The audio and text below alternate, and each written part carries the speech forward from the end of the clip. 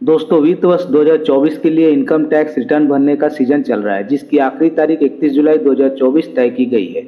लेकिन पिछले साल की अपेक्षा इस साल टैक्स संबंधी नियमों में कई बदलाव किए गए हैं, जो एक टैक्स पेयर को जान लेने चाहिए। बिजनेस और जॉब करने वाले या पेंशन पाने वाले तथा अन्य प्रोफेशन से जुड़े लोगों को नए नियम के अनुसार टैक्स देने होंगे। ऑल इंडिया आईटीआर के डायरेक्टर विकास दहिया का कहना है कि नियमों में बदलाव की अनदेखी करने पर आपके इनकम टैक्स रिफंड पर भी असर पड़ सकता है। आइए एक एक करके सभी नए नियमों को जानते हैं। नंबर 1, आईटीआर फॉर्म में बदलाव। दोस्तों, आईटीआर फॉर्म में अतिरिक्त खुलासे शामिल करने के लिए संशोधन किया गया है। खास तौर पर विदेशी संपत्तियों और आय तथा बड़े लेन देन के संबंध में खुलासा करने के लिए नियम में बदलाव किया गया है। विदेशी निवेश या बड़े फाइनेंशियल ट्रांजैक्शन करने वाले टैक्स पेयर्स को जुर्माने से बचने के लिए फॉर्म में विस्तृत जानकारी देनी होगी। नंबर 2, फेसलेस असेसमेंट और अपील। सरकार ने ह्यूमन इंटरफेस को कम करने और ट्रांसपेरेंसी में सुधार करने के लिए फेसलेस असेसमेंट और अपील टेक्नोलॉजी का विस्तार किया है। टैक्स पेयर को इस प्रोसेस से परिचित होना चाहिए। सुनिश्चित करें कि प्राप्त किए गए सभी नोटिस के जवाब तय समय सीमा के अंदर ऑनलाइन कंफर्म हो जाए। नंबर 3, टैक्स स्लैब और रेट में बदलाव। यहाँ आपको दो तरह के टैक्स स्लैब देखने को मिलेंगे। पहला ओल्ड टैक्स रिजीम, दूसरा न्यू टैक्स रिजीम। दोस्तों, 2024 में सरकार ने ऑप्शनल न्यू टैक्स रिजीम के तहत नए टैक्स स्लैब पेश किए हैं, जो बिना किसी छूट और कटौती के कम टैक्स रेट के अंतर्गत आता है।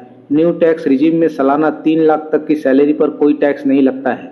इसके बाद 3 लाख से 6 लाख पर 5%, 6 लाख से 9 लाख तक 10%, 9 से 12 लाख पर 15%, 12 से 15 लाख पर 20% और 15 लाख से ऊपर की इनकम पर 30% का टैक्स लगता है। इसके अलावा हेल्थ एंड एजुकेशन सेस के तौर पर 4% टैक्स देने होंगे।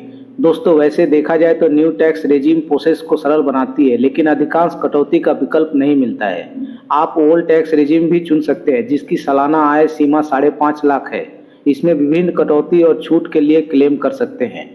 नंबर 4, अपडेट किए गए टीडीएस और टीसीएस। दोस्तों, सोर्स पर टैक्स डिडक्शन और सोर्स पर टैक्स कलेक्शन का दायरा बढ़ाया गया है। नए बदलाव में नॉन सैलरीड पर्सन और खुद के कारोबार के लिए नई टीडीएस रेट और ई कॉमर्स लेन देन के लिए अतिरिक्त अनुपालन की आवश्यकताएं शामिल होंगी। एक टैक्स पेयर को अपने टीडीएस सर्टिफिकेट की समीक्षा करनी चाहिए और सुनिश्चित करना चाहिए कि उनके आईटीआर में उचित क्रेडिट का दावा किया गया हो। वीडियो को पॉज करके आप सभी स्लैब देख सकते हैं। अब बात करते हैं टैक्स कलेक्टेड एट सोर्स। दोस्तों, भारत में विदेशी धन प्रेषण के लिए टीसीएस सीमा वर्तमान में एक वित्तीय वर्ष में 7 लाख से अधिक के सभी विदेशी धन प्रेषणों के लिए 5% निर्धारित थी, लेकिन नए नियम में टीसीएस की दर 20% कर दी गई है। नंबर 5, धारा 80C और 80D की लिमिट में बदलाव। पीपीएफ, एनएससी और जीवन बीमा प्रीमियम में निवेश करके धारा 80C के तहत 1.5 लाख रुपए तक की छूट पा सकते हैं। हालांकि हेल्थ सेक्टर में डिजिटल भुगतान और बचत को बढ़ावा देने की दिशा में कदम उठाए गए हैं, जो मेडिकल बीमा के लिए धारा 80D के तहत बढ़ी हुई सीमा में लागू होता है। धारा 80D के तहत टैक्स पेयर अब अपने परिवार और वरिष्ठ नागरिक माता पिता के स्वास्थ्य बीमा के लिए भुगतान किए गए प्रीमियम पर हाई डिडक्शन का दावा कर सकते हैं। इंडिविजुअल करदाता अधिकतम 25,000 का क्लेम कर सकते हैं और अगर करदाता 60 वर्ष से अधिक उम्र के वरिष्ठ नागरिक हैं तो वे भी अधिकतम 50,000 का क्लेम कर सकते हैं। नंबर 6, होम लोन के ब्याज पर छूट। दोस्तों, पहली बार घर खरीदने वालों के लिए धारा 80E के तहत लिए गए लोन पर ब्याज के लिए 1.5 लाख रुपए तक की अतिरिक्त कटौती बढ़ा दी गई है। इसका उद्देश्य होम लोन लेने वाले टैक्स पेयर्स को राहत देना है। नंबर 7, स्टैंडर्ड वेतन और पेंशनर्स के लिए डिडक्शन। वेतन पाने वाले और पेंशन भोगियों के लिए 50,000 रुपए तक की स्टैंडर्ड डिडक्शन शुरू की गई है, जो सैलरी और पेंशन से होने वाले आय पर लागू होती है। पेंशनर्स उनकी टैक्स योग्य आय को कम करने के लिए इस कटौती का दावा कर सकते हैं।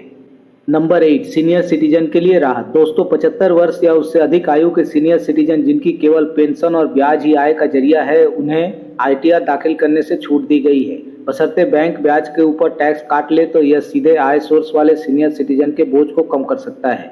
दोस्तों, वीडियो को शेयर करें और अधिक जानकारी के लिए चैनल को सब्सक्राइब करें। धन्यवाद।